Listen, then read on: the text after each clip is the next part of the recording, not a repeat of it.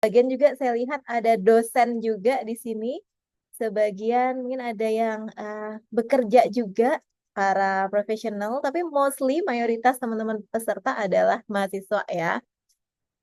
Ada yang baru kah hari ini yang baru datang, benar-benar baru sekali ini gitu? Kalau Mbak Mela kan dari awal ya, Mbak Mela Universitas Terbuka ini dari sesi 1 nih, udah ngikutin banget. Nah, selain Mbak Mela nih, ada lagi nggak teman-teman yang udah ikut dari sesi 1? Ibaratnya kalau kita pas puasa itu ya, puasa Ramadan itu udah mau finish nih ya, mau final, udah lengkap semua prosesnya dari awal sampai akhir. Oke, kita sambil nunggu dulu teman-teman yang lain ya. Nah, lengkap sesi itu dari mana aja sih? Mungkin ada beberapa teman-teman yang sudah datang tapi baru ikut di sesi-sesi awal-awal gitu ya. Nah, teman-teman perkenalkan dulu. Nama saya Ria Aprilia, teman-teman boleh panggil saya Ria. Boleh pakai Kak, boleh pakai Mbak, silakan. Nanti saya akan yang moderatori, memandu teman-teman dan nemenin teman-teman semua dari awal sampai akhir tentunya bersama pembicara kita yang sangat kece gitu ya. Nah, ini nih yang kita maksud dengan sesi-sesi yang sudah pernah kita lewati sebelumnya. Jadi ibaratnya proses gitu ya, ini benar-benar proses sosialisasi tentang green jobs yang menyeluruh banget. Teman-teman di sesi 1 kemarin kita udah belajar nih tentang bagaimana sih Sustainability 101 dan krisis iklim yang sekarang udah kerasa banget dan menjadi concern kita semua ya. Terus setelah itu kita belajar juga tentang bisnis berkelanjutan dan bertanggung jawab. Setelah itu ada keuangan berkelanjutan, itu juga kita bahas. Dan kita juga sudah mendalami tentang sertifikasi dan standar keberlanjutan di sesi 4. Kemudian di sesi 5 kita kemarin belajar tentang pendahuluan tata kelola risiko keberlanjutan yang berkelanjutan. Wah, ini sungguh lengkap gitu ya. Terus kita 2 minggu yang lalu belajar tentang potensi green jobs. Nah, semoga teman-teman di sini ada yang sudah mulai menapaki gitu ya berbagai potensi green jobs yang sudah ada dengan tentunya pemahaman lengkap tentang apa saja sih terkait green jobs yang perlu teman-teman tahu gitu ya. Terus minggu lalu kita belajar tentang bisnis syariah dan keberlanjutan. So, di minggu ini di sesi 8 kita lanjutkan nih tentang mengukur dan melaporkan kinerja keberlanjutan berdasarkan standar global. Tentunya makanya pembicara yang hadir di siang hari ini juga dari Global Reporting Initiative nih teman-teman. Salah satu NGO yang memang bergerak di bidang reporting sustainability khususnya ya di company-company global tentunya. Nah, teman-teman sebelum kita ke pembicara kita, boleh dong teman-teman open cam dulu dengan menunjukkan satu aja benda yang terdekat dari teman-teman yang menurut teman-teman benda itu berharga banget yang bakal susah loh kalau nggak ada benda itu. Boleh dong kita open cam sambil kita nanti foto bareng di awal sambil tunjukin nih satu benda yang lagi dipakai banget nih saat ini. Contoh nih, saya sekarang lagi bawa kopi kenangan nih. Ini bantu banget nih di Lancet begini pakai es kopi ini lumayan banget nih. Nah, coba teman-teman lain boleh dong ditunjukin benda-benda yang lagi jadi concern, lagi dipakai banget sambil kita saling bertatap ya. Silakan yuk, kita tunggu open cam sebentar. Teman-teman silakan nih dibuka kameranya masing-masing. Bawa tuh, boleh bawa makan siangnya, boleh nunjukin benda apapun yang ada di dekat teman-teman yang kira-kira memang menunjukkan ini benda penting banget nih. Ya, kita tunggu ya. 1 menit aja nih, 1 menit. Kita tunggu nih. Biar kelihatan nih teman-teman di lokasinya masing-masing saling mengenal gitu ya, walaupun kita berjauhan. Saya kasih waktu ya. Saya udah hitung tuh 1 menit nih. Yuk, silahkan kita tunggu nih open cam masing-masing teman-teman. Buat yang tadi misalnya masih perlu pakai jilbab, boleh pakai jilbab dulu atau boleh pakai mukenanya juga silahkan. Yuk, yang baru hadir, selamat datang teman-teman di Eco Talent Program Sosialisasi Green Jobs bagi perguruan tinggi. Teman-teman sekarang kita lagi pengen foto bareng nih. Silakan teman-teman bisa open cam sambil menunjukkan benda terdekat teman-teman yang itu berarti banget deh. yang kalau itu sampai hilang teman-teman bingung. Nggak usah bawa orang tua masing-masing ya, agak susah nih soalnya. Mbak, saya pulang dulu karena yang paling berharga orang tua saya, agak repot ya. Oke, sudah teman-teman. Yuk kita screenshot dulu ya bagi yang sudah open cam. Oke, ada 2 layar di tempat saya. Kita akan ambil layar pertama. Setelah itu kita ambil layar kedua. Wah, ini Pak Edi dengan teh hangatnya ini memang pas banget nih untuk masa-masa cuaca lagi rada ekstrim ya Pak Edi ya. Oke, saya harapkan teman-teman nanti di sesi kita akan santai tapi serius gitu ya. Jadi kita tetap banyak mendengarkan dan juga banyak sharing harapannya. Teman-teman silakan nanti berdiskusi tentang banyak hal khususnya terkait uh, laporan kinerja keberlanjutan sustainability-nya. Saya lihat juga ada Pak Jainuddin ini, barangkali nanti bisa sharing ya di PT Pegadaian gimana reportingnya, apakah sudah oke atau belum gitu ya. Nah teman-teman, sepanjang prosesnya nanti tentu ada ground rules ya, karena kita akan bareng-bareng sampai kurang lebih 1,5 jam ke depan.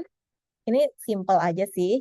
Selama sesi kita yang singkat ini, silakan teman-teman aktif dan fokus selama sesinya. Boleh juga menuliskan pertanyaan melalui fitur chat Zoom seperti biasa ya, seperti 7 sesi yang sebelumnya, atau raise hand biar kita bisa diskusi secara langsung. Nah, langsung aja nih teman-teman, kita akan sambut pembicara kita. Beliau adalah Bu Dewi Suyanti Tio, selaku Indonesia Country Manager dari Global Reporting Initiative. Saya akan sambut dengan pantun. Kakak-kakak boleh nanti kasih reaction-nya ya di Zoom-nya masing-masing. Ulat bulu, makan sawi. Kasih applause dulu untuk Bu Dewi. Boleh dong reaction applause yang meriah untuk Bu Dewi. Silakan Bu Dewi. Halo, selamat siang, selamat sore. Terima kasih semuanya. Terima kasih Mbak Ria atas perkenalannya dan juga introduction-nya hari ini dan juga atas waktunya. Saya tidak mempersiapkan pantun nih, mohon maaf. Tidak kepikiran juga. Jadi mohon maaf tidak ada pantun balasan. Terima kasih atas kesempatan yang diberikan kepada saya juga hari ini dan juga kepada GRI untuk sharing mengenai pelaporan keberlanjutan. Sebelum saya mulai, saya boleh nggak ya menanyakan ke teman-teman yang di sini, bertanya terlebih dahulu? Boleh Bu Dewi, Oke, silakan. ini bisa ya reaksinya ya. Adakah yang dari Sumatera?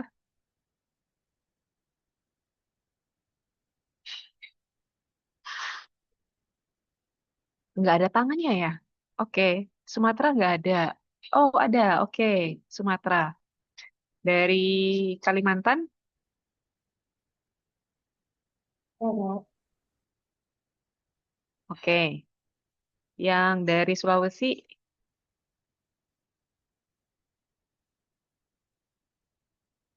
Dari Bali dan ke sananya lagi? Oke, berarti kebanyakan di sini dari Jawa dan Sumatera ya. Baik, baik. Pertanyaan selanjutnya, dulu kuliah, kalau yang masih kuliah di jurusan apa? Kalau yang sudah mulai, yang sudah kerja, dulunya kuliah apa? Jurusan apa? Ada yang dari Fakultas Bisnis, Bisnis Ekonomi? Ini kok nggak ada Boleh responnya dituliskan ya? di boleh dituliskan di kolom chat Oke, everyone FEB, teman-teman. oke. Kamu ilmu keguruan, hukum bisnis, oke.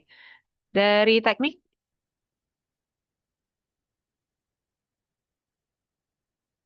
Warga teknik, mana warga teknik? teknik, Adakah? Mungkin takut dikira red flags ya Bu Dewi ya. Kalau oh teknik katanya kesah. buaya gitu. Oh ya, Aman ya. oke. Nggak apa-apa Oke, berarti teman-teman. Yang teknik kebanyakan silakan boleh ngaku.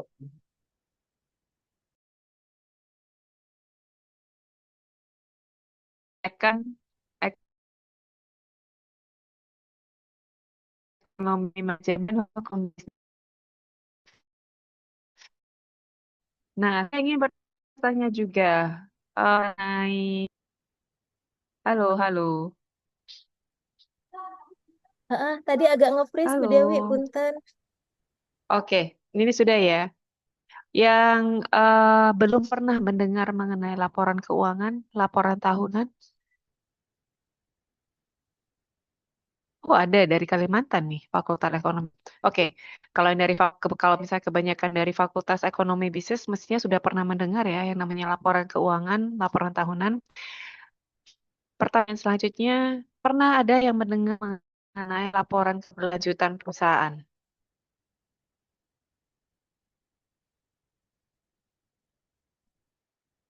Laporan keberlanjutan pernah mendengar bersinggungan?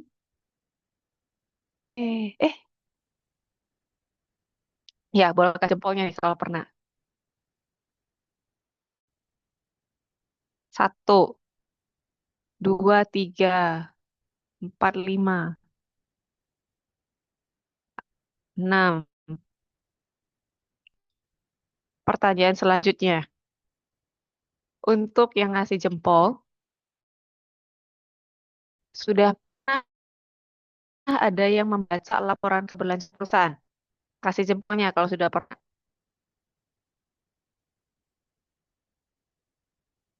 Sudah pernah baca laporan keberlanjutan perusahaan? Belum. Oke. Oke, nggak apa-apa. Jadi sebenarnya lebih untuk memahami sih kira-kira profil peserta hari ini seperti apa. Jadi nantinya isi dari sharing saya hari ini juga akan disesuaikan seperti itu. Oke, saya akan lanjut ke materi ya. Oh, sudah ada pernah baca di IDX. Bagus, bagus.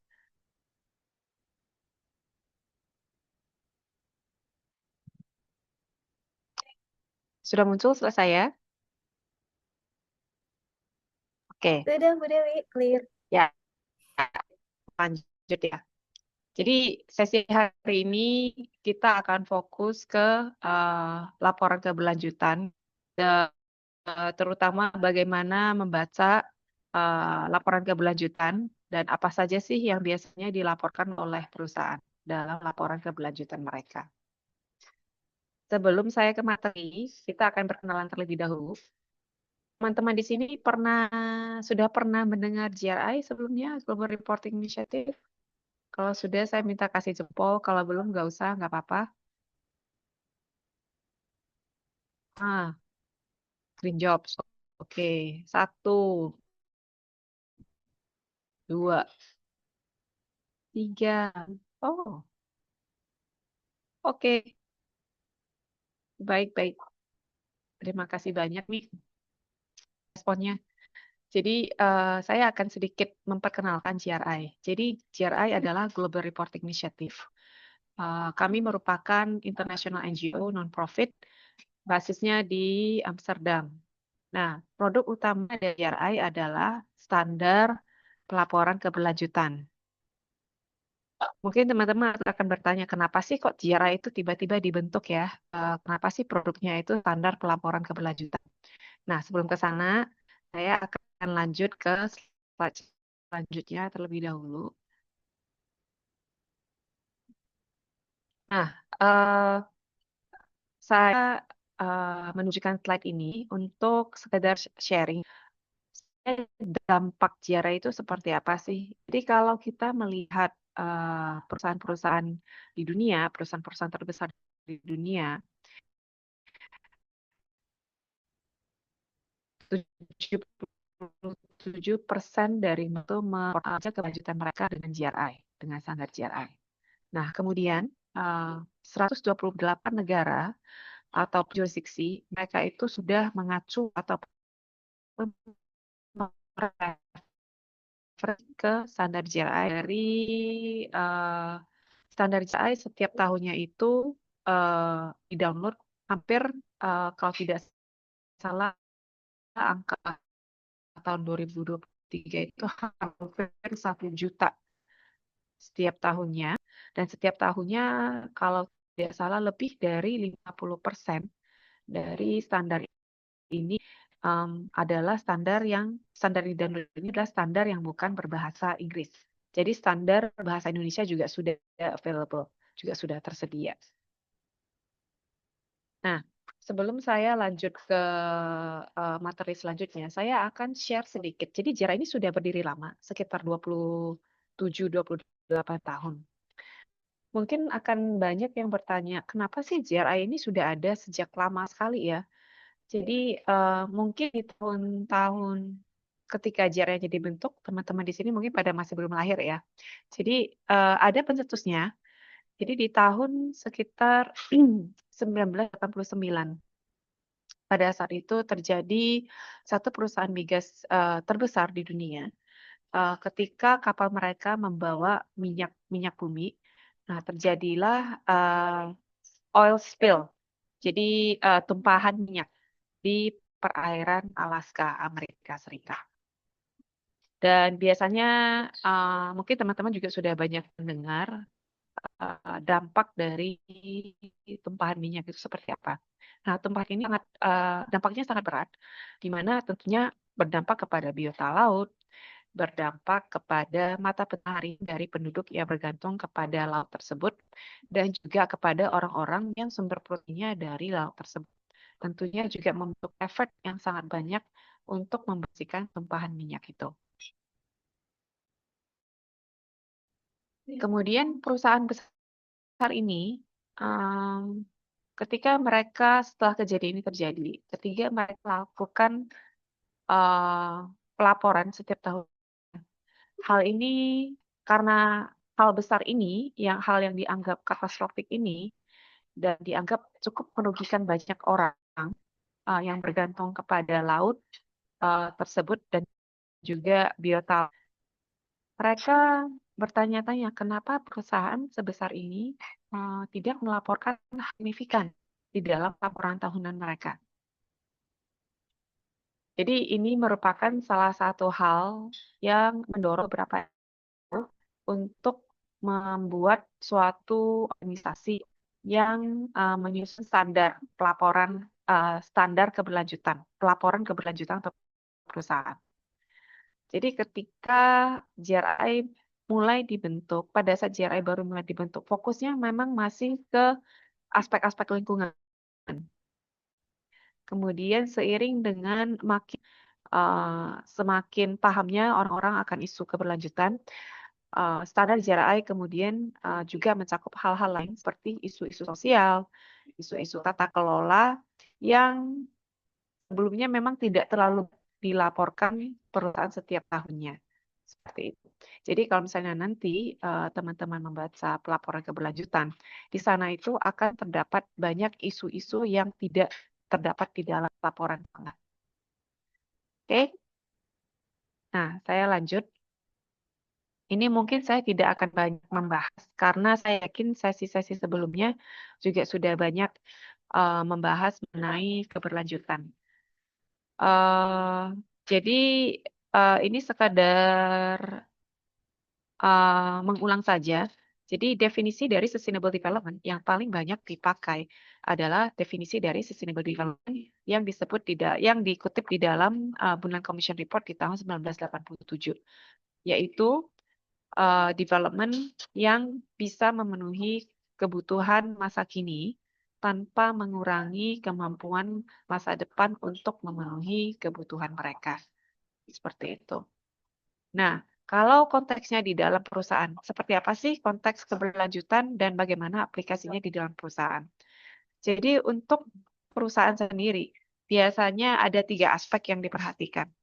Bahwa keberlanjutan itu bisa terjadi kalau ada yang namanya ketersinambungan antara people, planet, dan profit, yaitu antara aspek sosial, aspek lingkungan, dan aspek ekonomi. Kenapa? Karena kalau dari sisi perusahaan, itu susah untuk memberikan fokus terhadap ataupun berbenah isu kinerja lingkungannya kalau profitnya tidak memadai. Kalau profitnya katakanlah negatif. Begitu juga dengan isu sosial. Seperti itu. Jadi kalau dari sisi bisnis, ketersinambungan antara ketiga aspek ini penting agar ketiganya bisa berjalan bersama-sama. Nah, ini salah satu contoh nih dampak bisnis kenapa kemudian isu keberlanjutan ini penting di bisnis. Ini saya mengambil contoh dari dua sektor uh, yang mungkin kita temui sehari-hari. Kalau dari sektor fashion, secara global, kalau kita melihat dampaknya, yaitu 8% mereka berkontribusi terhadap total gas emisi rumah kaca dan merupakan industri dengan polusi tertinggi ketiga di dunia. Kemudian selanjutnya, di tahun 2030 diprediksikan bahwa total jumlah sampah dari industri fashion ini bisa mencapai 148 juta ton. Kemudian 20% dari polusi air berasal dari industri fashion, terutama dari pengolahan dan pencelupan tekstil, dan 60% pakaian yang kita pakai nih, yang kita beli, itu dibakar atau ke tempat pembuangan akhir. Jadi kalau kita lihat memang dampak dari industri fashion ini cukup besar ya. Nah, satu lagi yang dari industri makanan. Dari sistem pangan sendiri menyumbang sekitar 37% dari total emisi gas rumah kaca setiap tahunnya. Dan pertanian adalah sektor yang menggunakan air dalam jumlah besar dan menyumbang sekitar 70% dari total pengambilan air global. Jadi diperlukan sekitar 2.000 sampai 5.000 liter per hari untuk makanan satu orang. Saya bahkan pernah mendengar, dan ini dari Profesor Water Accounting di salah satu universitas di Australia. Di salah satu kuliahnya, Bapak ini beliau menyampaikan bahwa mereka sudah menghitung untuk menyajikan steak di hadapan kita, di depan kita ini untuk dimakan, untuk menyajikan satu potong steak. Kalau mereka menghitung konsumsi air dari sisi peternakan, penyembelihan, kemudian transportasi, dan yang lainnya, sampai ke meja makan. Untuk satu potong steak itu, kalau saya tidak salah mengingatnya, itu penggunaan airnya itu sebesar 50 atau 55.000 liter untuk menyajikan satu potong steak siap makan di depan meja, di depan kita. Jadi memang kalau kita melihat dari sektor pangan, dampaknya cukup besar terhadap lingkungan, dan salah satunya itu adalah dampak ke lingkungan dari pengambilan air. Nah, karena hal-hal seperti inilah, makanya banyak bisnis untuk menjadi bisnis yang lebih bertanggung jawab, lebih responsibel. Hal-hal ini mesti mereka perhatikan. Bagaimana agar mereka bisa meminimalisir dampak-dampak mereka. Next, saya ingin mendengar juga dari teman-teman. Pernah mendengar mengenai ESG, Environmental Social Governance, ataupun lingkungan sosial dan tata kelola? Nah, satu. Cuma satu. Yang lain?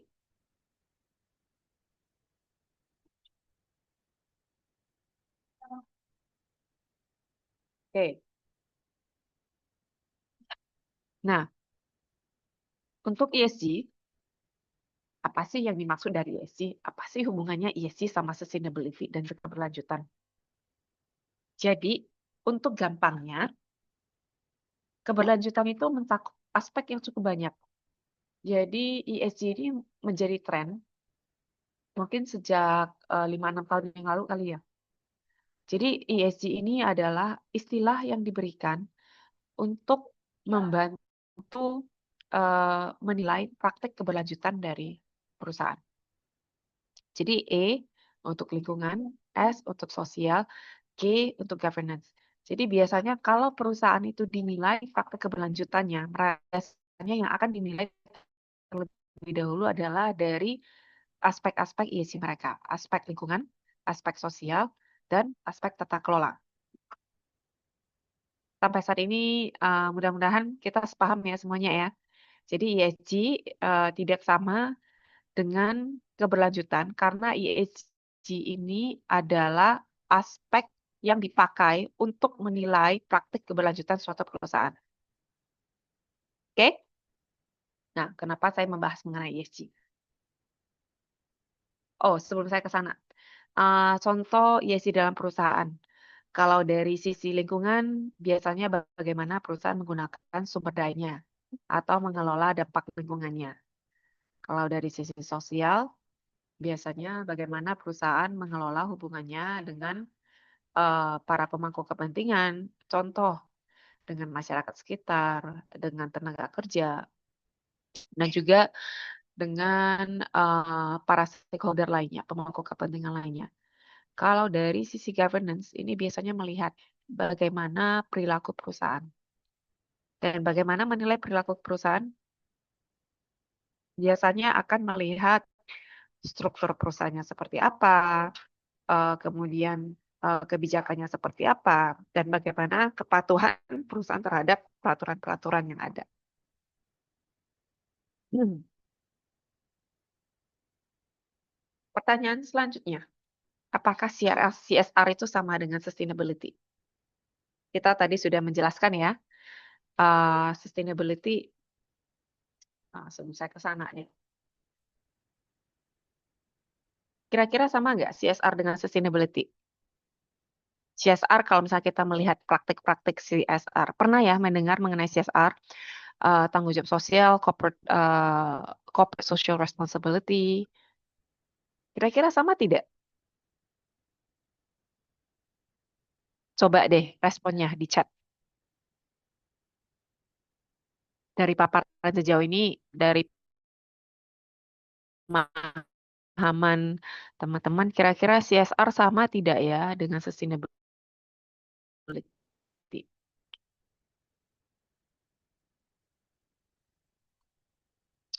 Oke, tidak sama.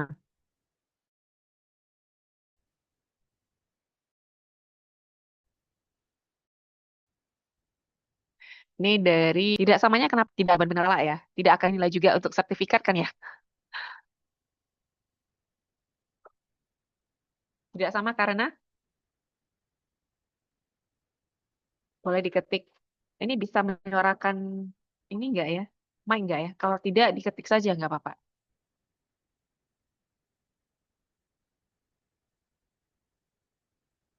Oke, CSR part of sustainability. Oke, jadi singkatnya seperti ini. Kalau kita melihat, jadi CSR itu sebenarnya ada standar ISO-nya juga ya. Jadi ada standar ISO terkait dengan corporate social sustainability. Nah, kalau kita melihat praktik-praktik CSR yang sering kita dengar,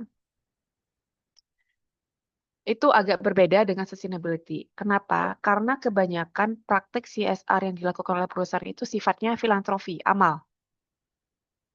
Dan itu juga sesuatu yang dilakukan biasanya, oh kami punya budget nih, kami akan melakukan kegiatan amal. Seperti itu. Sifatnya filantropi. Jadi cukup berbeda dengan sustainability.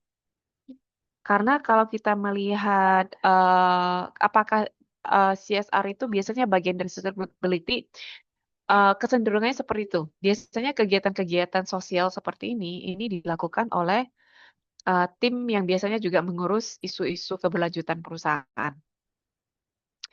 Nah, ini benar nih. Jadi sustainability itu adalah keberlanjutan jangka panjang. CSR yang biasanya kita lihat dari perusahaan-perusahaan yang ada di yang sering kita dengar itu biasanya sifatnya lebih ke dalam bentuk amal filantropi dan bukan selalu dalam bentuk dan bukan selalu kegiatan yang merupakan tanggung jawab istilahnya bentuk eh, tanggung jawab sosial perusahaan. Tetapi ada perusahaan yang memang kalau misalnya mereka mengikuti ISO 26000 itu CSR yang di dalamnya itu adalah memang kegiatan yang benar-benar merupakan tanggung jawab sosial perusahaan. Karena tidak selalu kegiatan amal itu dilakukan, katakanlah, saya mungkin akan memberikan contoh ya. Kalau ada dua perusahaan, satu perusahaan kertas, satunya lagi perusahaan otomotif. Contoh mereka berdua melakukan kegiatan yang namanya penanaman pohon.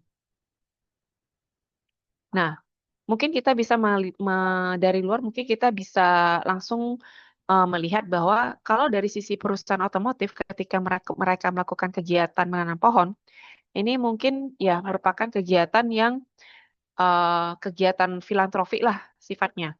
Seperti itu. Sedangkan kalau kita melihat dari perusahaan eh, kertas, ketika mereka melakukan kegiatan menanam pohon, di mana pohonnya ini nantinya juga bisa eh, merupakan sumber bahan baku untuk produksi kertas mereka. Ini merupakan salah satu bentuk eh, tanggung jawab perusahaan ataupun suatu kegiatan yang berkontribusi terhadap kinerja keberlanjutan suatu perusahaan. Mudah-mudahan sampai di sini eh, tidak terlalu membingungkan ya. Kenapa sih CSR ada yang sifatnya filantropi, kemudian kenapa ada CSR yang memang dari sisi perusahaan mereka melakukannya dengan sungguh-sungguh seperti itu. Jadi apapun nama yang diberikan, apapun nama yang diberikan dari perusahaan, apakah CSR, ataupun kegiatan amal dan yang lainnya, kita itu ada baiknya melihat lagi kegiatan apa sih yang dilakukan, apakah memang ini sifatnya merupakan kegiatan amal atau filantropi, atau memang kegiatan yang berkontribusi terhadap kinerja keberlanjutan perusahaan. Oke, saya akan lanjut. Tidak ada pertanyaan ya sejauh ini. Ini untuk menggambarkan kebijakan-kebijakan ESG dan keberlanjutan di seluruh dunia dari tahun 1990 sampai dengan tahun 2020. Kalau kita melihat grafik yang di depan, pertumbuhannya cukup pesat ya, terutama dari sekitar tahun 2000-an. Paling banyak itu di Eropa, disusul oleh Asia Pasifik yang termasuk di dalamnya salah satunya adalah Indonesia. Jadi kalau kita melihat dari sisi regulasi kebijakan saja, kita itu melihat bahwa memang dari sisi pemerintah sendiri sudah banyak kesadaran bahwa pentingnya ESG dan sustainability. Makanya banyak peraturan-peraturan yang dikeluarkan terkait dengan ESG dan sustainability. Seperti itu. Dan tentunya peraturan-peraturan ini berdampak langsung terhadap perusahaan. Kemudian, apa yang dimaksud dari sustainability reporting atau laporan keberlanjutan? Pada dasarnya seperti ini. Kalau laporan keuangan menggambarkan situasi keuangan perusahaan. Laporan keberlanjutan idealnya bercerita mengenai perjalanan keberlanjutan suatu perusahaan. Oke? Jadi singkatnya seperti itu, gampangnya seperti itu. Jadi kalau misalnya kita membaca sustainability report perusahaan, kita itu ingin melihat cerita apa sih yang disampaikan oleh perusahaan, apa sih yang sudah dilakukan, apa sih yang targetnya ke depan, dan apa yang akan dilakukan dalam uh, short term, medium term, dan long term oleh perusahaan untuk mencapai target tersebut. Jadi intinya bercerita mengenai perjalanan keberlanjutan suatu perusahaan. Singkatnya seperti itu.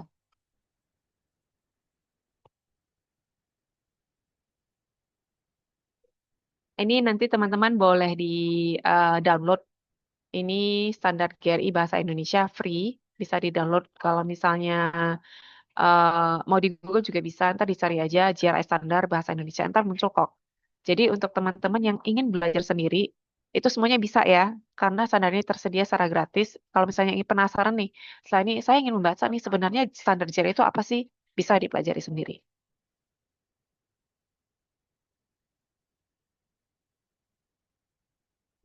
Ini adalah eh, garis besar, summary yang sangat kompak dari dokumen yang tadi saya share sebelumnya melalui QR Code. Jadi di dalam pelaporan, jadi di dalam standar GRI ada 3 modul utama. Yang pertama adalah yang namanya universal standar, yang kedua namanya sektor standar, dan yang ketiga namanya topik standar. Universal standar ini perlu dipahami. Kenapa? Karena universal standar ini berisi tata cara penggunaan standar GRI. Contoh nih, dari GRI 1, Requirement dan Principles, ini berisi konsep kunci dan prinsip pelaporan. Key Concept dan Reporting Principles. Kemudian GRI 2, ini berisi apa saja sih yang umumnya harus dilaporkan oleh perusahaan. Jadi ini berisi pengungkapan umum. Kemudian yang ketiga, GRI 3 ini berisi ketika kita berbicara mengenai laporan keberlanjutan, akan sering mendengar yang namanya topik material atau material topics atau materialitas, apapun yang dipakai tapi ada hubungannya dengan material.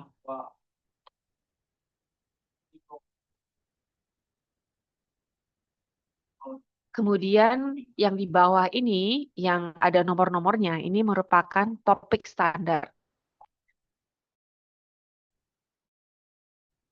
Jadi,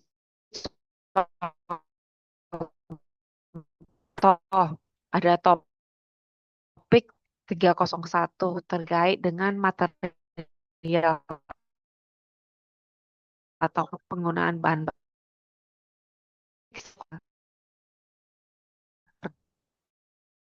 terkait dengan tentang penggunaan bahan baku mereka. Pergilah ke bacalah topik material 301, nanti di dalamnya itu akan terlihat apa saja sih yang perlu dilaporkan oleh perusahaan ketika mereka melakukan terkait dengan bahan baku.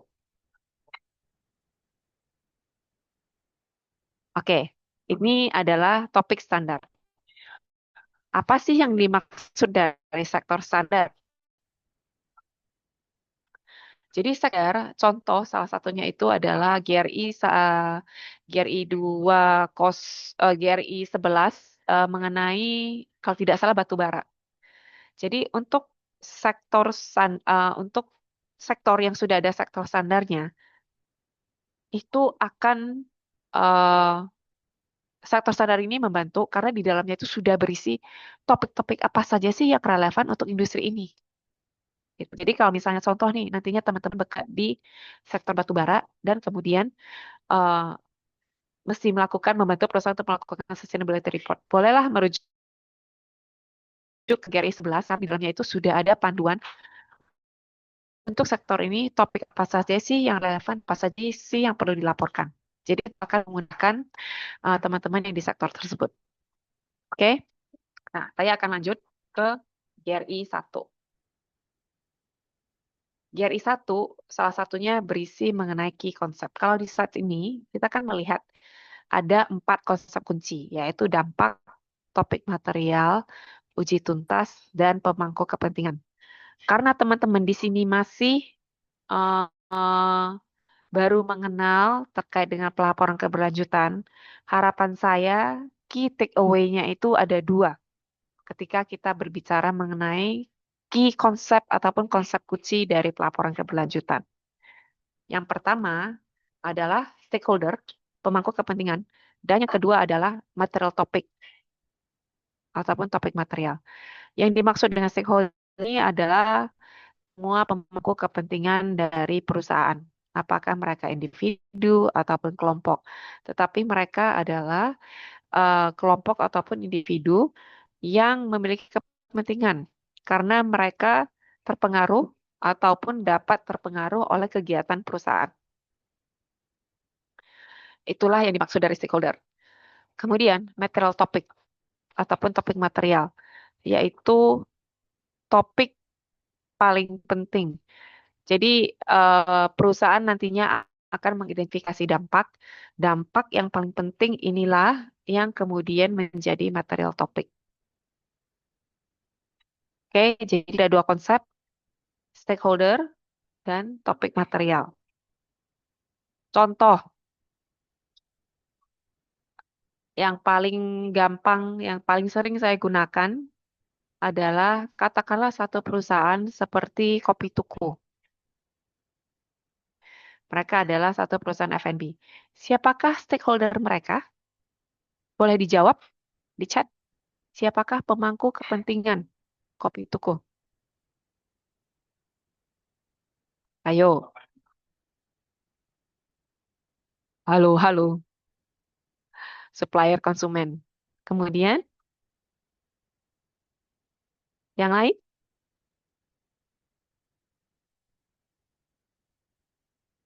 Halo, halo.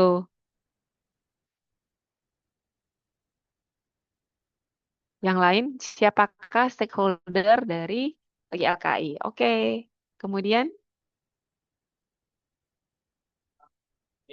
vendor yang bekerja sama, supplier. Oke. Oke, baik. Jadi semuanya benar, tidak ada yang salah. Karena mereka itu adalah semua stakeholder dari Kopi Tuku. Kemudian apa sih yang dimaksud dari topik material? Contoh, tadi ada yang menyebutkan bahwa salah satu stakeholder dari Kopi Tuku itu adalah supplier dan konsumen. Mungkin yang paling gampang saja kita sebagai konsumen, meskipun saya tidak minum kopi.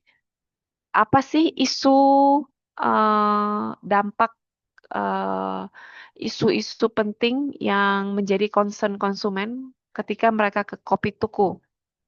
Coba ditulis, diketik di chat. Sebagai konsumen, apa sih concern kita ketika kita menjadi konsumen Kopi Tuku? Satu saja. Halo, halo.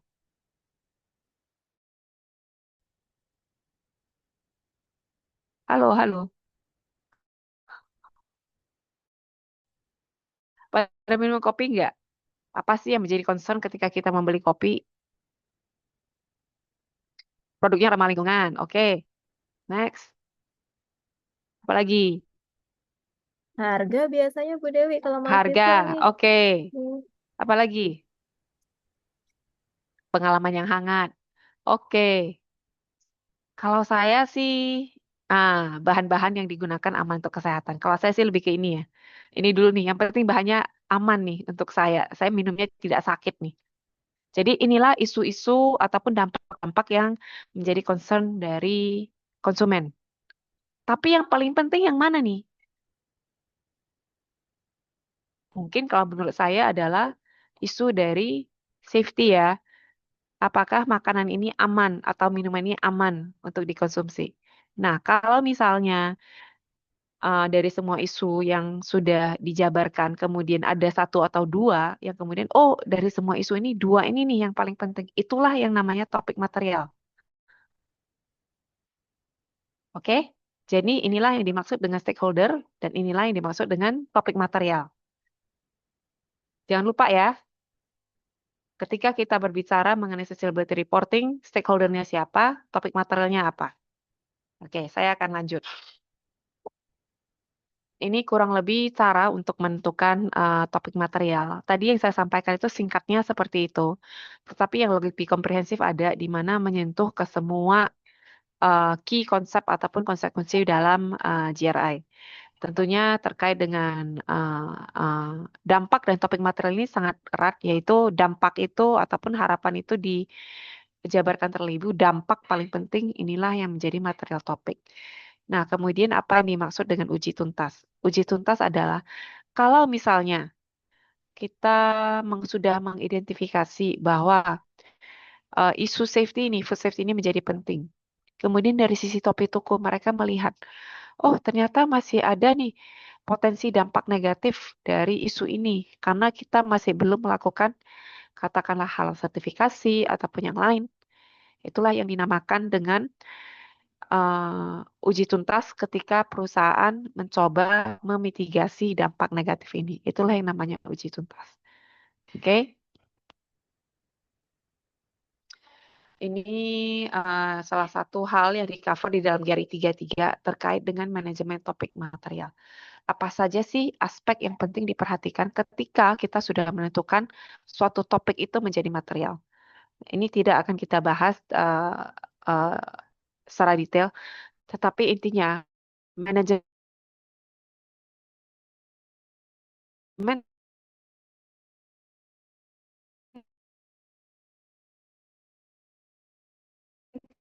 topik material ini membantu perusahaan untuk memikirkan yang sudah paham.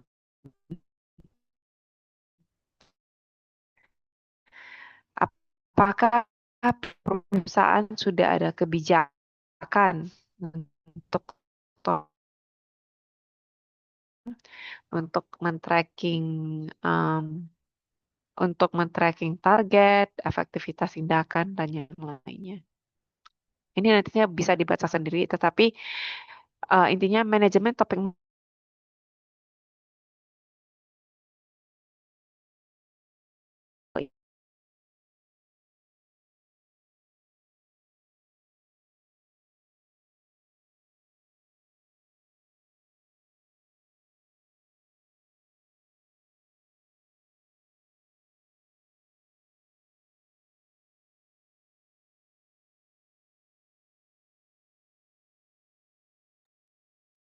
Oke, tampaknya mungkin kendala sinyal ya di Bu Dewi. Kita tunggu sebentar ya, teman-teman ya.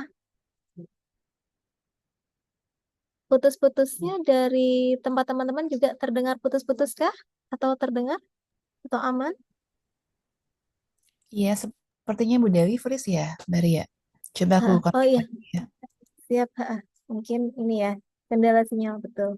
Ya, kita tunggu sebentar ya teman-teman ya. Tapi tadi pada lagi seru-serunya ya, kita bahas tentang dari mulai case di Kopi Tuku nih khususnya tadi. Kita tunggu sebentar biar Bu Dewi kembali lagi. Kayaknya sedikit terlempar dari ruang Zoom. Boleh sambil menunggu Bu Dewi tadi dari diskusi seru kita sebelum Bu Dewi terlempar. Ini ada pertanyaan, teman-teman boleh mulai dituliskan di kolom chat ya. Tadi ada satu pertanyaan yang udah mulai masuk. Silakan teman-teman lain kalau ada pertanyaan. Selamat datang kembali Bu Dewi. Selamat siang. Masih di mute, Bu.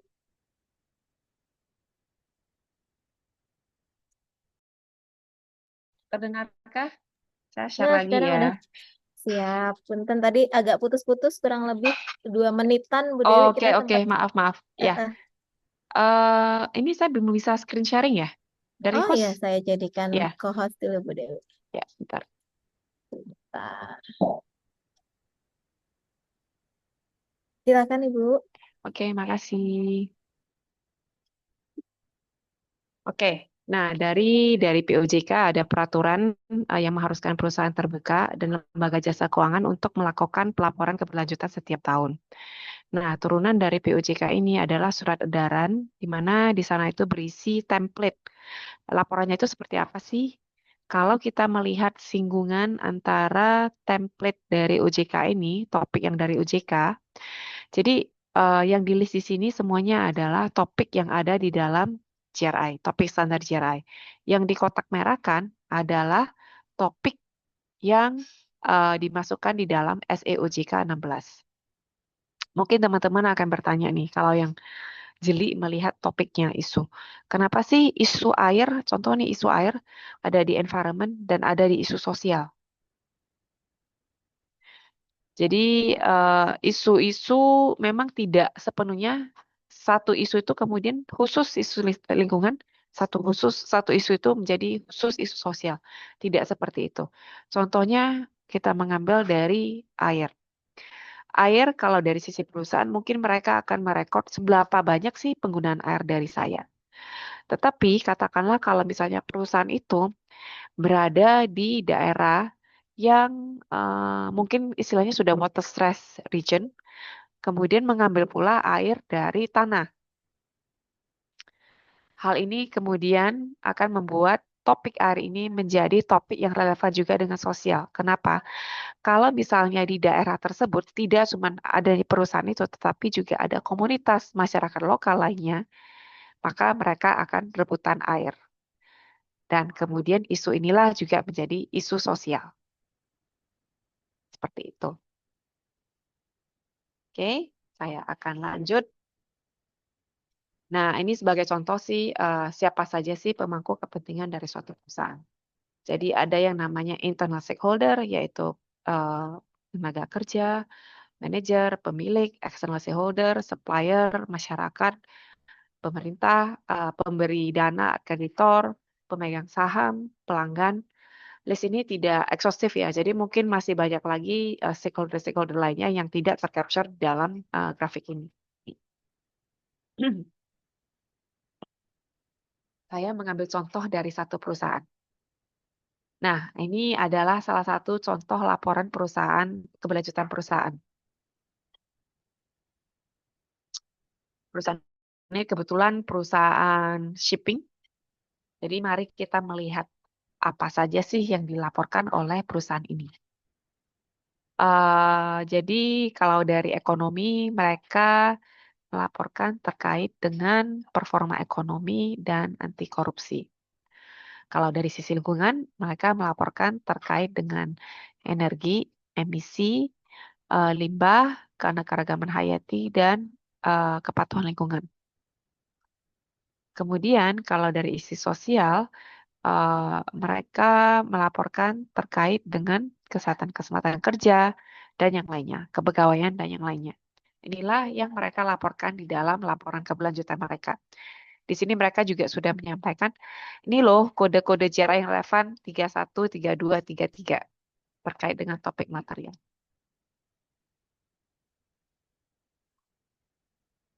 Oh, saya kurang satu slide. Mohon maaf. Oke, tapi nggak apa-apa. Kita lanjut dulu nih ke Unilever. Unilever semua tahu ya. Unilever, kecap bango, terus apa lagi ya? Produknya banyak deh. Oke, inilah matriks materiality dari Unilever. Jadi kalau dari matriks ini kita bisa membaca aksis X-nya ini adalah seberapa penting bagi ekonomi lingkungan dan dampak sosial. Kemudian aksis Y-nya, Y-nya melihat penting bagi pemangku kepentingan. Jadi semakin satu topik di posisi kanan atas, semakin material lah topik ini. Oke? Nah, dari Unilever mereka mengidentifikasi 8 topik. Kebaca tidak? Topik paling utama mereka yang mereka anggap paling penting, paling material adalah terkait dengan, ayo, ini Ayo, yang nomor pengelolaan 1, teman-teman. plastik dan sampah yang bertanggung jawab di dalam perusahaan dan masyarakat. Ini adalah topik yang mereka identifikasi sebagai paling material. Topik kedua dan ketiga yang material juga adalah kesehatan kesejahteraan masyarakat, kemudian positive nutrition, yaitu nutrisi yang baik, yang positif. Ini bagaimana mereka melaporkan topik material. Jadi ada perusahaan yang melaporkan topik material seperti ini, ada perusahaan yang melaporkan topik material seperti ini. Jadi kalau misalnya disajikan dalam bentuk ini, kita bisa melihat sebenarnya relatif satu topik kalau misalnya material, seberapa material sih topik itu dibandingkan dengan topik-topik lainnya. Kalau dengan matriks, hal ini bisa tergambarkan dengan baik. Nah, ini material matriksnya Unilever. Kemudian kita akan melihat, sebenarnya Unilever serius nggak sih ketika mereka melaporkan sustainability report? Kalau kita melihat strategi dari sustainability strategi dari Unilever, ini juga ada di dalam laporan keberlanjutan mereka. Jadi mereka itu memiliki tujuan menjadikan kehidupan berkelanjutan hal yang lumrah, visi mereka itu seperti apa, dan fokus mereka itu seperti apa. Kalau kita melihat turunan dari fokus, mereka memiliki strategi masing-masing. Dan kalau kita mengaitkan strategi dengan topik material, ini semua terkoneksi nih. Terkoneksi. Kelihatan ya hubungannya, linknya antara topik material dan strategi keberlanjutan Unilever. Baiknya memang seperti itu. Jadi ketika suatu topik sudah menjadi material, dari perusahaan idealnya diharapkan menyampaikan apa sih strategi terkait dengan topik tersebut. Ataupun strategi keberlanjutannya, bagaimana strategi keberlanjutan ini juga mengadres topik material. Kelihatan ya linknya seperti apa? Kemudian lanjut. Nah, kita sudah mengetahui nih, pengelolaan plastik dan sampah yang bertanggung jawab di dalam perusahaan dan masyarakat. Ini topik yang paling material. Bagaimana mereka melaporkannya? Nah, ini adalah salah satu eh, upaya mereka. Jadi ini kalau tidak salah cuma 1 dari 10 halaman terkait dengan sampah, upaya mengurangi plastik. Jadi untuk upaya mengurangi plastik, mereka memiliki strategi upaya mengurangi plastik dan plastik yang lebih baik. Ini untuk divisi beauty dan well-being, karena mereka memiliki divisi lain ya, tidak cuma beauty dan well-being. Jadi untuk beauty dan well-being saja, apa yang mereka lakukan? Mereka akan melakukan teknologi material yang mengoptimalkan ukuran dan berat. Dan untuk plastik yang lebih baik, mereka mengembangkan kemasan plastik yang dapat didaur ulang. Jadi ini adalah yang dilaporkan oleh mereka bahwa mereka mengurangi berat plastik pada botol sampo, Sunsilk, Dove, Lifebuoy, dan Clear. Oke. Kemudian mereka berhasil mengurangi penggunaan plastik absolut sebesar 71 ton. Ini dari tahun 2023. Jadi berarti dari tahun 2022 sampai dengan tahun 2023 untuk produk-produk ini mereka berhasil mengurangi penggunaan plastik absolut sebesar 71 ton. Untuk upaya plastik yang lebih baik, bahwa mereka menggunakan PCR dengan jumlah 817 ton. Ini kalau tidak salah, PCR ini mungkin virgin plastik ya, atau apa deh. Kita coba dicek. Seperti jadi 60% lebih rendah dibandingkan tahun lalu. Seperti itu. Jadi inilah bagaimana mereka menjelaskan upaya-upaya terkait dengan pengurangan plastik dan terkait juga topik material mereka yang pertama. Ini salah satu contoh lagi bagaimana mereka melaporkan pelaporan. Jadi ini adalah total konsumsi energi dari tahun ke tahun seperti apa. Jadi perbandingan konsumsi energi total dari baseline tahun 2015, kemudian targetnya seperti apa untuk energi. Yaitu mereka menargetkan mencapai zero emisi gas rumah kaca pada tahun 2030. Dan apa yang sudah mereka capai sejauh ini? Bahwa sampai dengan tahun 2030 yaitu 25% efisiensi energi, 100% energi terbarukan, dan 0 refrigeran emisi. Seperti itu.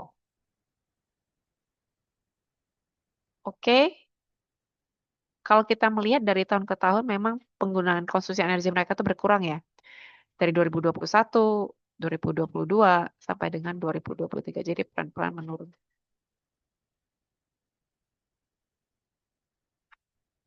Oke, itu saja dari saya. Oke, boleh kasih applause reaction-nya untuk Bu Dewi dan kita akan diskusi ya Bu Dewi. Oke, terima kasih. Tadi sepertinya Siap. ada Ini pertanyaan deh, tapi saya keluar. betul. Iya, Ya, ada silakan. pertanyaan Bu Dewi dari Bintara Denis Dega Akmala dari Universitas Islam Zainul Hasan Genggong, Probolinggo. Izin bertanya Bu Dewi, mengapa beberapa perusahaan syariah masih kesulitan memenuhi standar pelaporan keberlanjutan global? Hambatan apa saja sih yang mereka hadapi secara praktis dan struktural? Mungkin Bu Dewi ada pengalaman terkait hal ini, silakan. Um, Kalau kita melihat perusahaan-perusahaan yang diharuskan untuk melaporkan di Indonesia saat ini, banyak perusahaan yang sudah sangat baik melaporkannya. Banyak juga perusahaan yang melaporkannya sekedar ya asal memenuhi apa yang diharapkan oleh OJK saja deh. Itu saja dulu bare minimum. Seperti itu. Alasannya kenapa? Saya rasa alasannya macam-macam. Banyak perusahaan yang sangat baik dalam hal pelaporan. Mereka itu melakukan hal tersebut pertama, karena memang ada tuntutan untuk menjadi sebuah perusahaan yang lebih bertanggung jawab. Apakah tuntutan ini datang dari parent company mereka yang kebetulan berada di luar? Apakah tuntutan ini berasal dari investor mereka? ataupun apakah tuntutan ini memang menjadi suatu komitmen mereka, komitmen manajemen mereka terhadap keberlanjutan. Jadi motivasinya terus terang macam-macam. Jadi banyak perusahaan yang tidak memiliki motivasi tersebut, ya melakukannya yang dibutuhkan saja deh, asal tidak disanksi atau tidak terkena inilah, tidak disomasi oleh OJK ataupun apapun itulah seperti itu. Jadi memang balik lagi ke motivasi. Banyak perusahaan yang memang pelaporannya itu masih sangat-sangat minimal, tetapi kalau kita melihat pelaporan seperti Unilever itu banyak perusahaan yang sudah melaporkan seperti itu. Jadi kalau menurut saya sih pribadi itu balik lagi ke motivasi dan komitmen dari manajemen perusahaan akan keberlanjutan.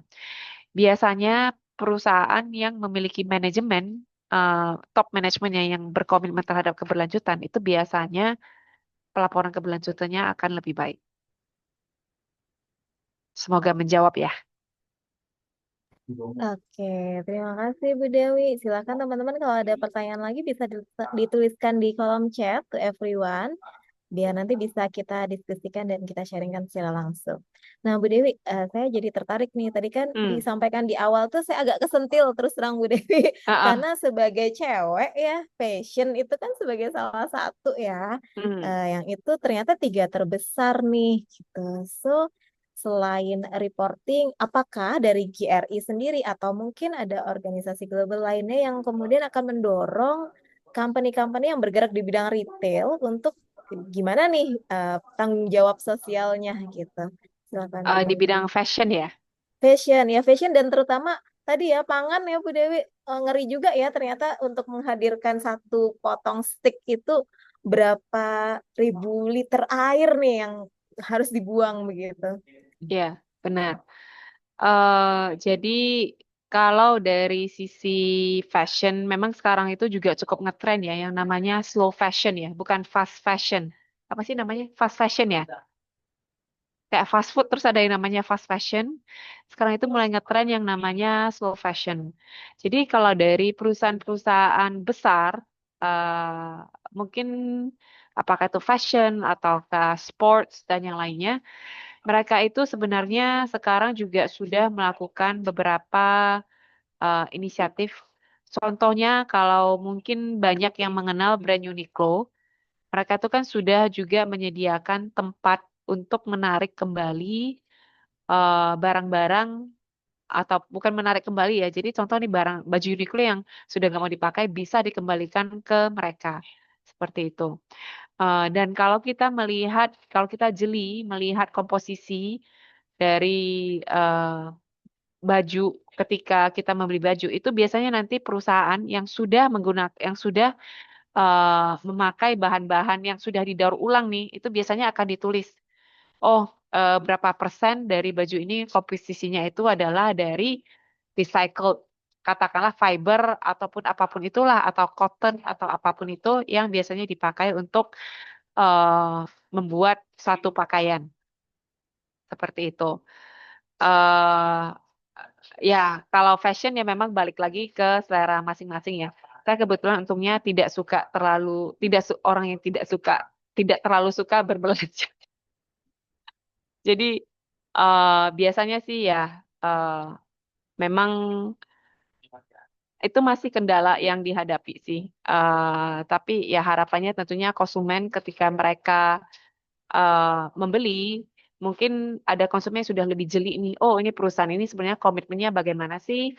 eh, Apakah mereka menggunakan recycle sejauh mungkin menggunakan barang-barang ataupun apa sih bahan-bahan yang recycle untuk membuat pakaian mereka.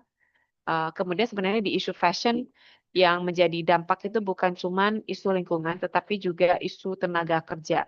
Jadi contoh perusahaan fashion, mereka itu kan banyak bekerja sama dengan manufacturer yang bukan di negara asal mereka. Contoh di Indonesia, di Vietnam dan yang lainnya. Jadi praktik tenaga kerja yang baik itu juga biasanya diperhatikan, sangat menjadi perhatian dari perusahaan fashion. Kenapa? Mungkin ini juga mungkin satu kejadian ya yang terjadi ketika teman-teman di sini mungkin banyak yang belum lahir. Jadi saya udah lupa tepatnya tahun berapa, tapi mungkin awal tahun 2000 itu Nike itu pernah diboikot satu dunia. Masih ingat nggak?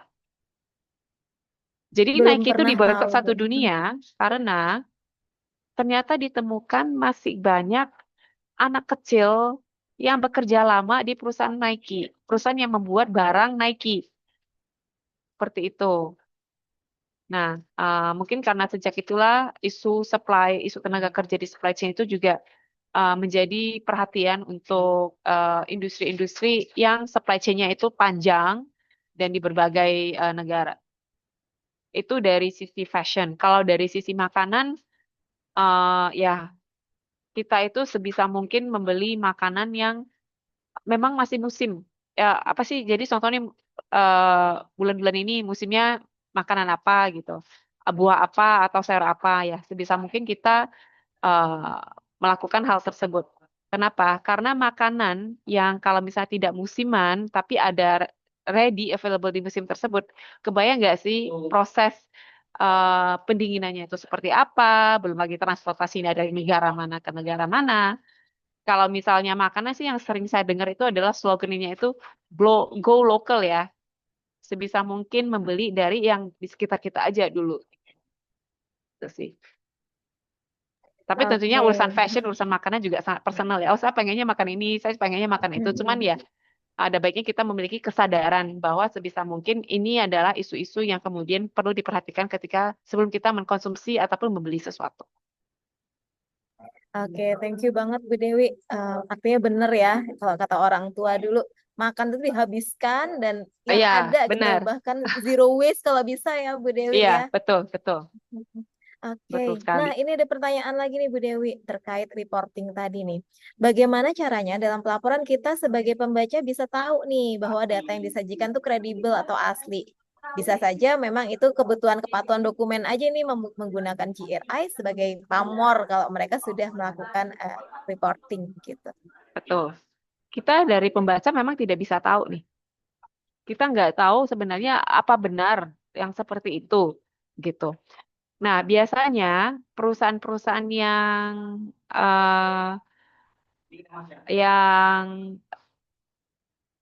apakah mereka diharuskan ataupun mereka berkomitmen itu kalau dari laporan keuangan ada yang namanya audit.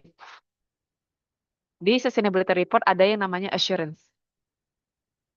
Jadi ada perusahaan yang bahkan ketika setelah mereka melaporkan, mereka itu melakukan assurance untuk meyakinkan bahwa apa yang saya sajikan ini sebenarnya betul apa adanya seperti yang sudah di-assure oleh pihak eksternal ini, pihak terparti independen yang eksternal ini.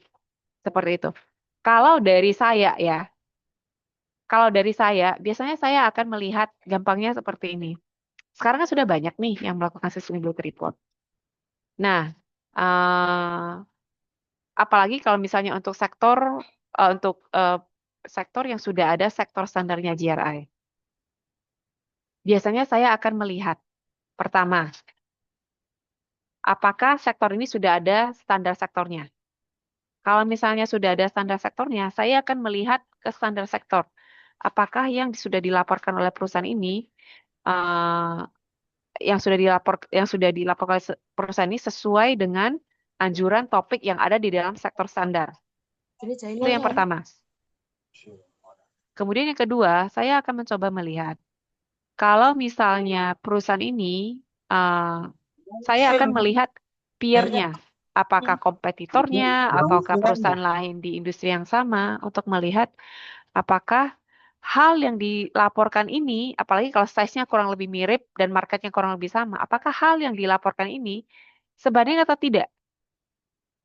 Seperti kalau misalnya terlalu jomplang, itu biasanya akan ada tanda tanya. Apakah ada penjelasan kenapa seperti ini? Kalau tidak, mungkin saya akan bertanya, loh, kenapa perusahaan yang sama, size-nya yang kurang lebih sama, ini kok pelaporannya itu bisa jauh seperti ini? Apa yang terjadi? Itu kemudian akan menjadi tanda tanya. Tapi itu bukan berarti datanya, bukan berarti, oh ini datanya pasti dimanipulasi atau gimana gitu. Belum pasti, cuman ini biasanya akan menimbulkan tanda tanya. Semua bantu ya. Oke, thank you Bu Dewi. Berarti tetap akan ada assurance dan bisa via audit maupun via pembandingan itu tadi ya, comparison Betul, dengan betul. industri. Ya. Bu Dewi, ini kalau misalnya nih kita tertarik nih untuk berkarir di GRI nih, itu Mm-mm. harus kemana ya jejaringnya ini? Mengingat tadi ketika di konfirm Bu Dewi di awal ternyata belum banyak nih yang mengenal GRI, padahal ini sangat menarik ya di era saat ini. Jadi GRI itu kan NGO. Mungkin kalau misalnya untuk teman-teman yang ingin berkarir nih ya, terutama juga terkait dengan green jobs ya. Ini kalau menurut saya untuk teman-teman yang memiliki minat di green jobs dan mungkin juga sudah dijelaskan di sesi-sesi sebelumnya bahwa permintaan akan green jobs ini akan meningkat. Dan memang saat ini banyak perusahaan yang masih kesulitan mencari tenaga profesional yang untuk mengisi pekerjaan-pekerjaan yang kategorinya green jobs ini. Ada baiknya mulai dari sekarang banyak memperkaya diri, apakah belajar sendiri terkait dengan GRI maupun isu-isu lainnya. Kalau GRI kebetulan kan gratis ya, jadi bisa dipelajari sendiri, bisa membaca laporan keberlanjutan perusahaan, seperti itu. Nah, saya sih yakin ke depannya masih banyak yang akan terus mencari tenaga profesional untuk sustainability. Apakah dari sisi perusahaan real sektor, apakah dari sisi konsultan, eh, ya seperti itu. Hai, terima kasih insight-nya Bu Dewi. Nah, silakan teman-teman mulai ya, mulai crawling gitu ya. Apalagi kita sudah banyak sesi sharing nih terkait green job. Semoga teman-teman jadi semakin aware ya. Oke, Bu Dewi, tertarik lagi nih. Kalau di Indonesia sendiri khususnya ya, di Indonesia ini seberapa besar sebetulnya peran pemerintah untuk mendorong para company untuk bisa kasih pengurangan dampak impact mereka gitu ya, impact negatifnya jadi bisa terkontrol begitu. Terutama karena kan kita masih berupaya untuk padat karya ya, mengingat penyediaan lapangan tenaga kerja gitu berkaitan sama ke perkembangan industri juga gitu. Nah, seperti apa nih Bu Dewi pandangannya? Kalau dari ini saya mungkin akan mengambil dari perspektif sustainability reporting dulu ya. Jadi kalau dari sustainability reporting dulu, kalau kita melihat POJK yang saat ini, memang fokusnya itu masih ke mendorong perusahaan untuk melaporkan terlebih dahulu sesuai dengan yang diharuskan oleh OJK. Apakah benar, apakah salah? Saya rasa ini tidak salah. Jadi dibuat mudah agar semuanya bisa melakukan hal tersebut. Karena kalau dibuat susah, nantinya banyak perusahaan yang kesusahan untuk melakukannya. Seperti itu. Kalau kita lihat saat ini, kemarin yang saya dengar dari bursa bahwa dari semua perusahaan tercatat sepertinya 90% itu semua sudah 93% bahkan malah sudah punya sustainability report sendiri. Cuman ya kualitasnya berbeda-beda ya. Ada yang sangat baik, ada yang menengah, ada yang kurang. Seperti itu. Itu kalau dari sisi sustainability reporting. Kalau dari sisi pengurangan dampak sebenarnya dari masing-masing kementerian itu ada peraturan terkait dengan limbah, kemudian ketenaga kerjaan juga ada peraturannya sendiri. Jadi sebenarnya apakah sebenarnya sustainability reporting ini menjadi sesuatu yang baru? Sebenarnya tidak. Karena perusahaan sudah melakukan hal tersebut sih sebelumnya, cuman memang belum dilaporkan saja secara sistematis. Nah, jadi saya rasa ini juga salah satu perspektif yang penting untuk dipahami oleh perusahaan karena anggapannya bahwa sustainability reporting itu menjadi sesuatu yang baru, padahal belum tentu. Kemungkinan besar perusahaan itu sudah melakukan hal itu secara bertahun-tahun, cuman ya memang belum dilaporkan saja. Seperti itu. Oke, terima kasih Bu Dewi. Jadi agak lega karena tadi paling nggak minimal 90% sudah ada sustainability report-nya ya. Walaupun tadi sebagaimana yang sampaikan Bu Dewi, kita belum lihat kualitasnya. Yang penting ada dulu ya Bu ya. Untuk Ya, awareness-nya itu udah ada gitu ya. ya, Awareness tentang betul, itu. betul, Oke, betul. nah ada pertanyaan lagi Bu Dewi. Boleh tanya istilah matriks dalam pelaporan tuh seperti apa yang tadi contoh Bu Dewi matriksnya Unilever? Nah, apakah dari matriks itu sebetulnya dari masing-masing industri itu yang menentukan matriksnya atau seperti apa? Mungkin bisa dijelaskan kembali, Bu Dewi. Oke, saya akan ngambil slide lagi ya, sebentar.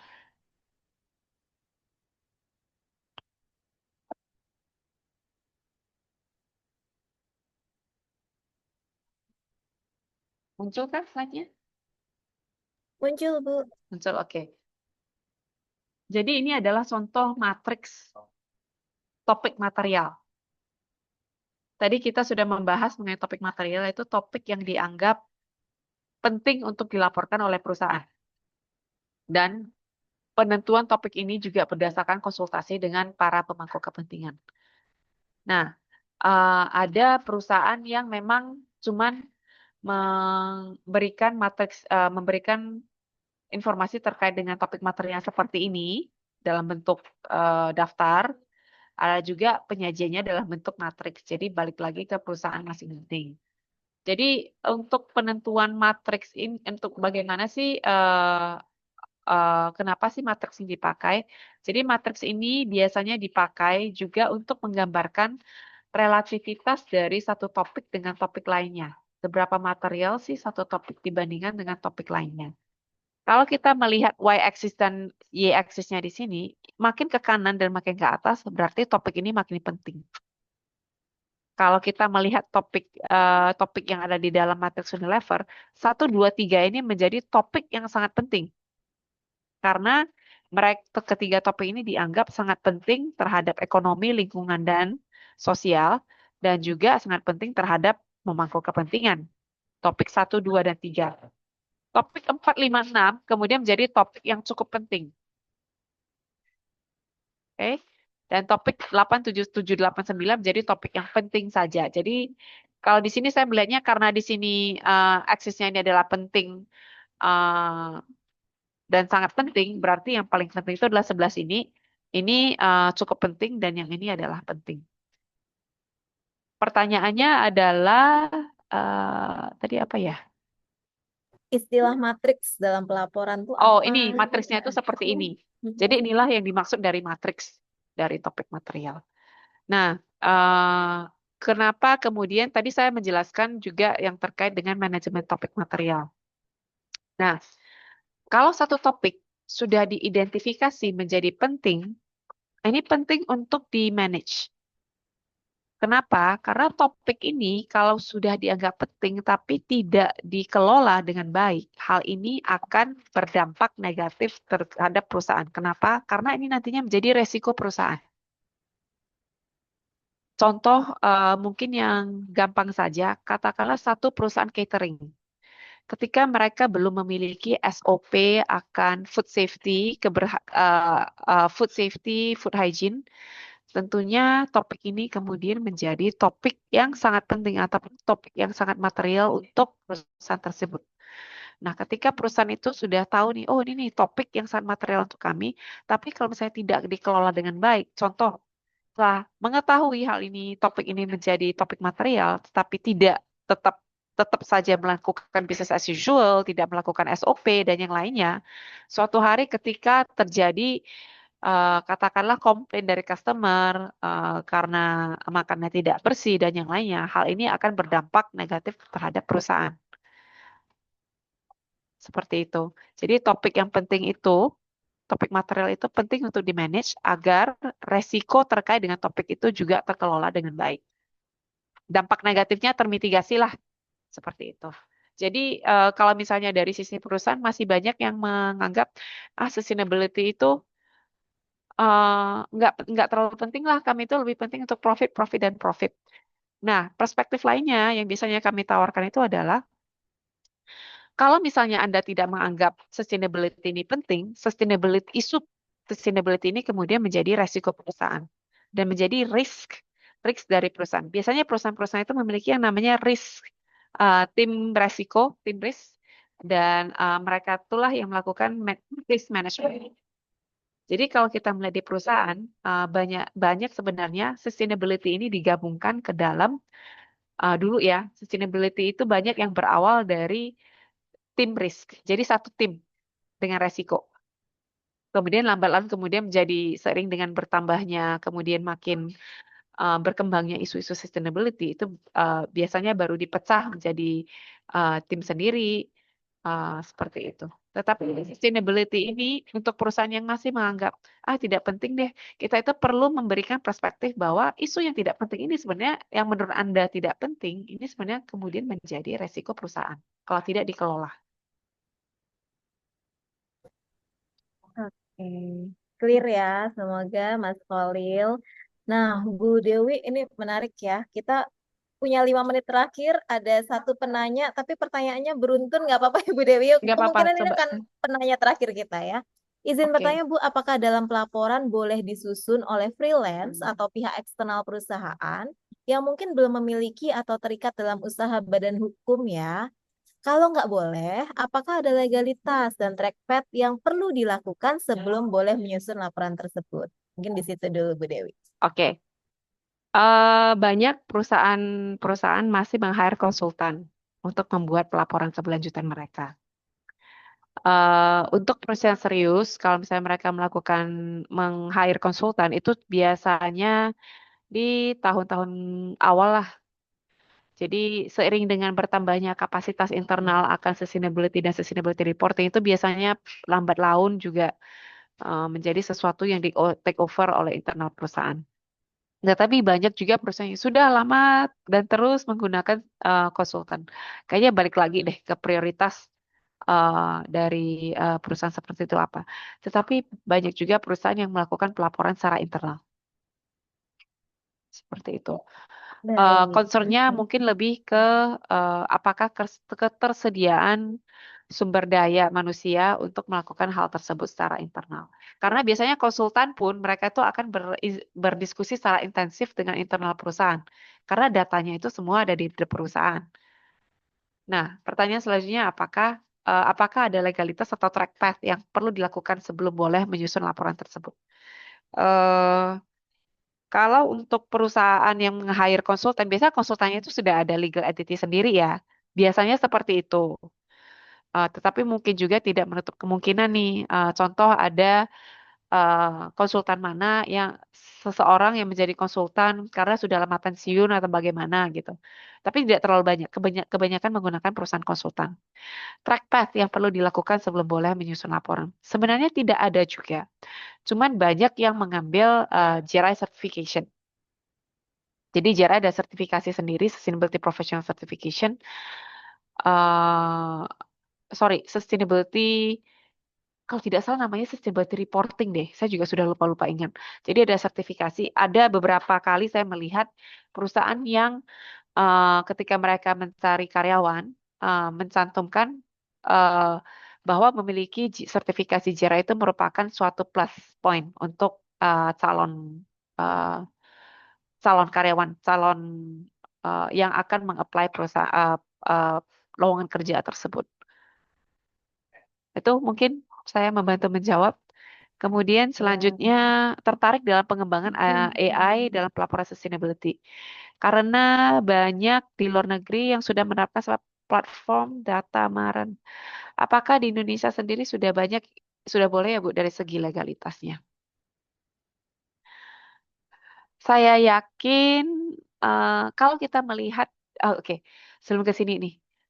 Jadi saat ini sudah banyak perusahaan yang menyediakan reporting platform untuk membantu perusahaan melaporkan, terutama dan banyak digunakan oleh perusahaan apabila mereka menarik datanya itu tidak cuma dari satu perusahaan, tetapi dari anak perusahaan ataupun supplier dan yang lainnya. Karena memiliki platform ini akan sangat membantu mereka dalam hal menarik dan mengkonsolidasi data dan melihat apakah data dari anak perusahaan atau suppliernya itu sebenarnya diisi nggak sih sama mereka gitu.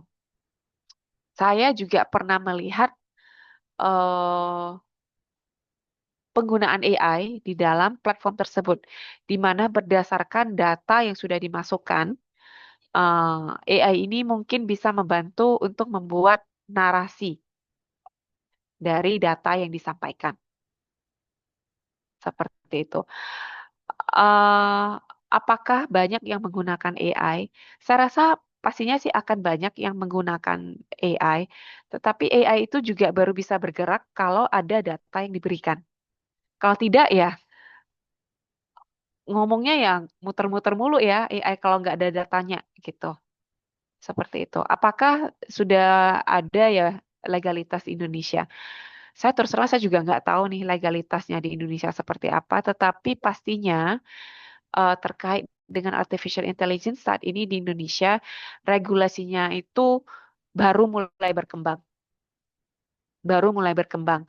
Jadi mungkin kalau misalnya nantinya dalam waktu dekat pun kalau misalnya ada regulasi yang terkait dengan AI, itu sepertinya akan lebih ke teknologi-teknologi yang mungkin dampaknya lebih besar terlebih dahulu seperti itu.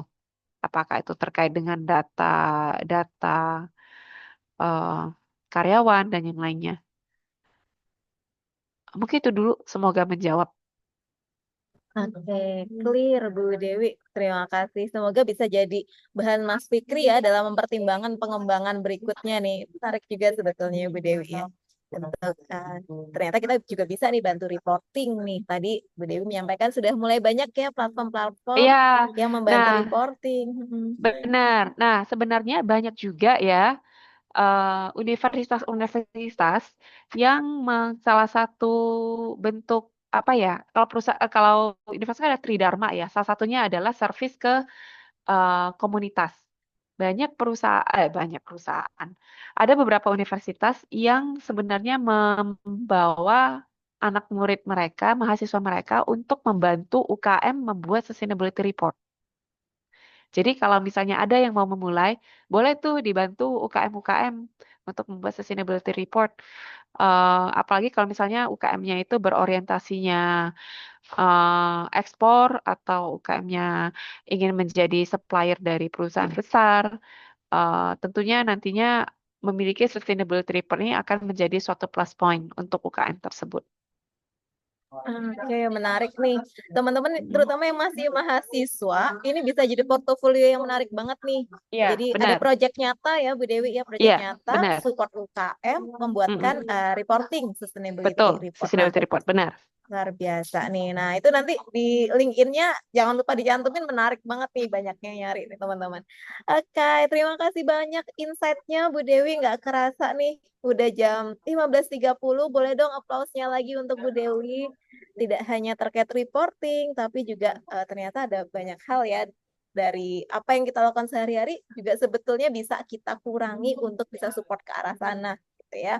Betul, betul. Terutama tadi tuh kurangin fast fashion nih dan mulai Tapi nanti concern ke arah perusahaan fashion situ. komplain nih. Perusahaan fashion Nah, itu dia. komplain. Tapi Gen Z sekarang udah mulai banyak thrifting kok Bu Dewi. Iya, iya. Mm-mm. Sudah mulai ini ya kembali ke thrifting. Oke, thank you banget teman-teman semua, luar biasa. Link presensi sudah kita share di chat Zoom. Hanya akan kita buka maksimal 1 jam ya setelah sesi selesai. Silakan teman-teman mulai diisi link presensinya. Setelah itu kita akan tutup link presensinya dan tidak akan kita share lagi nih untuk memastikan teman-teman memang hadir. Nah, kita tadi sudah membahas di sesi 8 mengukur dan melaporkan kinerja keberlanjutan berdasarkan standar global dan tadi insight-nya banyak banget. Terus sesi besok di minggu depan kita akan bahas tentang pendahuluan tentang konsep dekarbonisasi.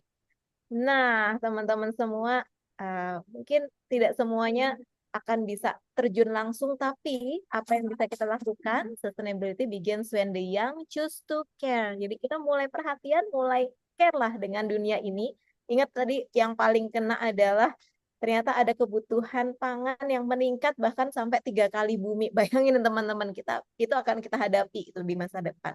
And the educated choose to act. So, thank you teman-teman semua. Saya akan tutup dengan pantun.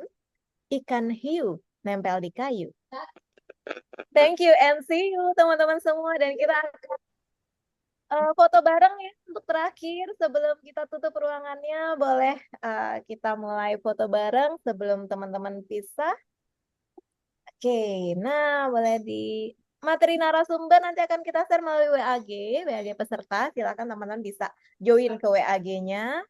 Nah, kita akan foto bareng. Kalau tadi pas awal-awal sesi masih sedikit, ini sudah ramean. Silakan boleh mulai dibuka kameranya. Oke, siap ya. Saya akan di layar saya ada 2 layar. Saya akan mulai ambil fotonya. Kasih pose terbaiknya. 1, 2. Ya, saya masih tunggu nih ada beberapa nih yang baru open. Oke, 1, 2, 3. Oke, layar kedua. Silakan masih stay dulu. Kita nggak tahu teman-teman ada di layar berapa. 1, 2, 3. Oke, thank you teman-teman semua. Terima kasih sekali Bu Makasih Dewi. banyak semuanya. Semoga bermanfaat ya. Sukses semuanya. Amin. Ya, yuk. Bye-bye. Oke, izin saya tutup ruangan ya teman-teman. See you di minggu depan.